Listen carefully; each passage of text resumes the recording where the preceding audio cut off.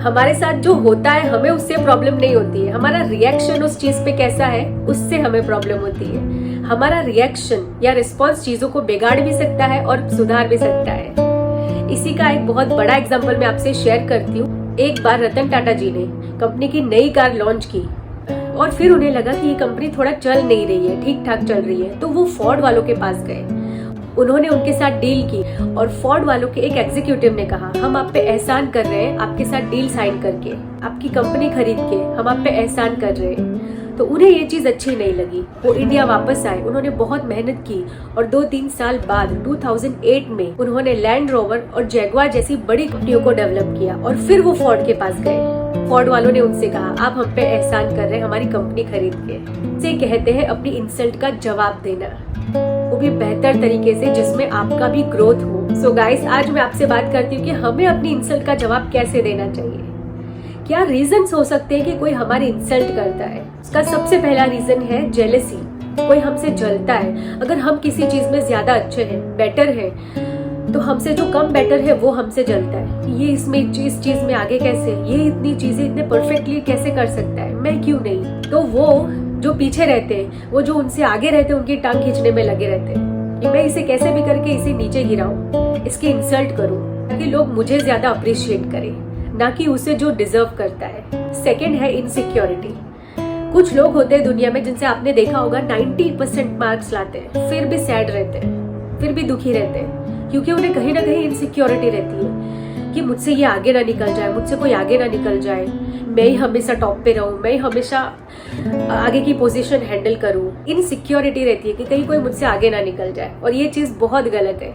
और थर्ड है easy target. जैसे कभी आपने लाइफ में फील किया हो, आपके जो सीनियर रहते हैं, अगर आप स्कूल में हो, कॉलेज में हो, आपके जो सीनियर रहते हैं, जो आपसे बड़े रहते हैं, उन्हें लगता है कि हाँ मुझे ज्यादा एक्सपीरियंस है, या कॉलेज में मैं सब कुछ जानता हूँ, I am at the top of the college, मुझे सब पता है, मुझे सारा गाइडेंस है, और मैं मुझसे जो छोटे हैं, जो जूनियर हैं, जो नए नए आए हैं, उनकी लेग पुलिंग या उनको बुलिंग या उनकी इंसल्ट, उनको नीचे गिराना अच्छे से कर सकता हूँ। और वो इसी चीज में अपने से कमजोर वाले, या जो नए होते हैं, या जो ज्यादा बोलने में नहीं मानते हैं, जो ये सोचते हैं कौन इनके मुंह लगे, उनके साथ वो भिड़ना नहीं चाहते और वो उनको ही इजी टारगेट बनाते हैं कि मैं इसके इंसल्ट अच्छे से कर सकता हूँ, ये मुझे जवाब नहीं देगा, या इसे कुछ नॉलेज नहीं है इतना। So guys, this are the reason कि लोग हमारी इंसल्ट क्यों करते हैं।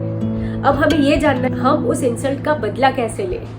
ना आप गुस्सा करें, ना फ्रस्ट्रेट हो, और वाइसली, पेशेंटली अपनी इंसल्ट का जवाब दें, जैसे आप अपना ग्रोथ भी कर सके और सामने वाले को भी समझ में आ जाए कि मुझे इसकी इंसल्ट दोबारा नहीं करनी है। सो द फर्स्ट इज, सबसे पहले कोई अगर आपकी इंसल्ट करता है तो आप अपने आप से ये सवाल पूछें, ही और शी डिजर्व्स माई वर्ड्स। क्या वो इंसान मेरे शब्द डिजर्व करता है? मेरा कुछ बोलना भी उसे डिजर्व करता है, या मेरा चुप रहना ही डिजर्व करता है? मेरा silence is the best answer. इस पे मैंने एक पूरा फुल वीडियो बनाया, आप मेरे चैनल पे जाके देख सकते हैं, मेरा पूरा फुल वीडियो है। आपको समझ में आएगा कि हमारा साइलेंस कितना जरूरी हो सकता है।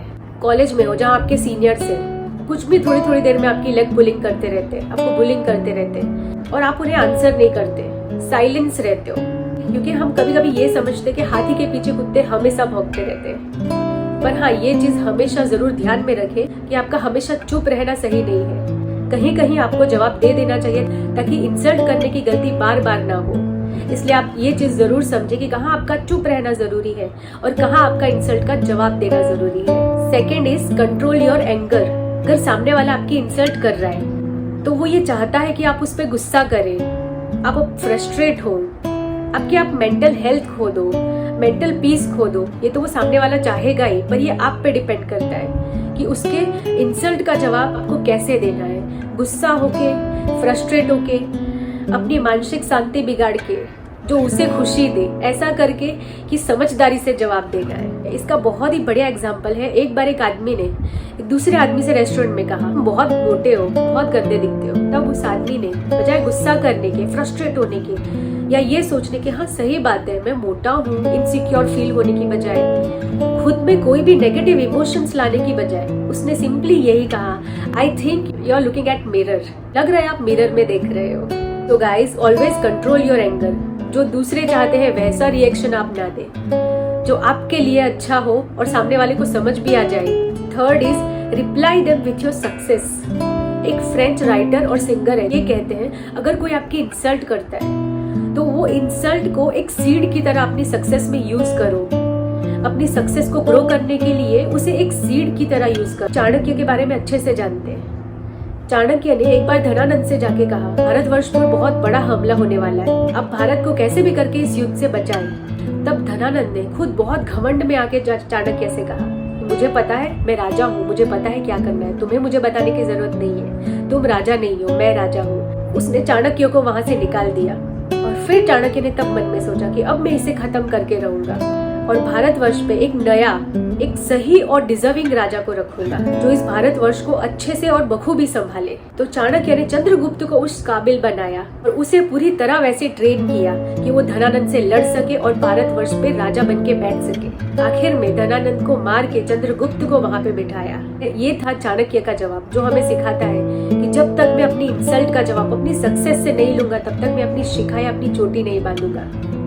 अपनी इंसल्ट का जवाब खुद दे अपनी सक्सेस से। आपको लगता है कि मैं बहुत अच्छे तरीके से दूसरों को इंसल्ट का जवाब नहीं दे सकता, छोटे से स्माइल कीजिए एंड से thank you for your words.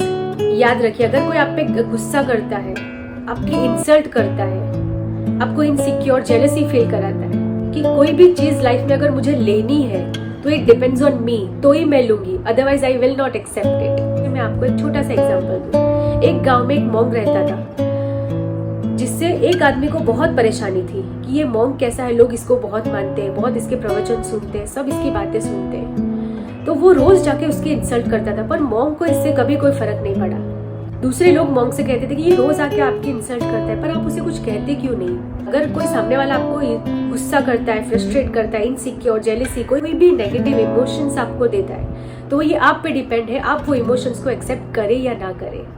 So always have patience and give wisely answer ताकि वो आपका ग्रोथ कर सके। Guys, till then see you in next video. I hope you have learned हम अपने इंसल्ट का जवाब ऐसे देंगे।